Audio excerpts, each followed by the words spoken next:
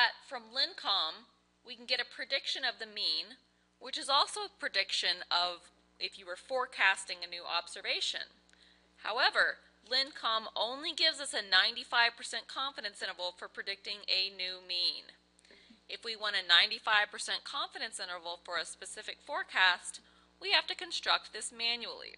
The way that you do this is by taking both the standard error of the mean prediction along with the root mean squared error and using this to get the standard error of a new prediction. Recall that we learned in class that this standard error is equal to the square root of, we take the standard error of the mean prediction and square it to get the variance. So it's the variance of the mean prediction plus the residual variance in the outcome, which we get from the root MSE from the actual linear regression model.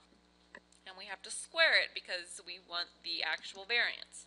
So now I've run square root of the variance of the mean prediction plus the residual variance in y, and this gives me the standard error of a new forecasted observation with the covariate pattern that I plugged into lincom above. So now, to get a confidence interval for this specific new forecast, I take the predicted mean minus, and recall I need the cutoff of the t-distribution at the 0.975 level, and it's a t-distribution with 845 degrees of freedom. So I do inverse t 845, comma 0.975.